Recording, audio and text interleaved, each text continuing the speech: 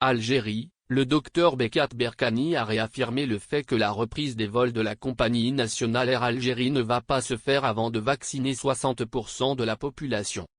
En effet, le membre du comité scientifique de suivi de l'évolution du coronavirus, le docteur Bekat Berkani, a réaffirmé ce dimanche 31 janvier, sur les ondes de la radio nationale, le fait que la reprise des vols d'Air Algérie et l'ouverture des frontières ne vont pas être possibles avant la vaccination de 60% de la population, rapporte Le Soir d'Algérie. Dans le détail, intervenant sur la chaîne 3, Dr Berkani a précisé que même si la situation épidémiologique reste stable en Algérie, grâce à la fermeture des frontières, faudrait bien atteindre l'immunité collective. Ceci en vaccinant 60% de la population, pour songer à une éventuelle réouverture des frontières et reprise des vols. Ainsi, le médecin écarte pour le moment cette éventualité vu ce qui se passe dans le monde. Notamment, avec l'apparition de la nouvelle souche de coronavirus au Royaume-Uni. De plus, le même intervenant rappelle que la décision relative à la reprise du trafic aérien en Algérie relève des prérogatives des hautes autorités du pays.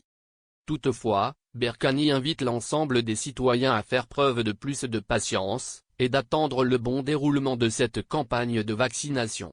Ceci, dans le but d'atteindre cette immunité collective, afin d'éliminer tout risque de propagation sur le territoire national.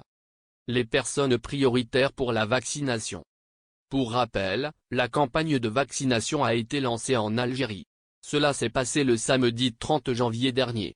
Son point de départ n'est que la wilaya de Blida. Cette dernière représente le premier foyer national de la pandémie. Ceci dit, cette campagne vise à toucher l'ensemble du territoire national. Les zones d'ombre auront leur part aussi. Toutefois, les opérations s'effectueront en priorisant toujours certaines catégories de personnes. L'invité de la chaîne 3 a précisé que les personnes prioritaires sont les personnes âgées. Les professionnels de la santé jouissent également de cette priorité. Mais aussi les personnes de profession stratégique pour la société. L'orateur a ensuite évoqué le cas des personnes à risque.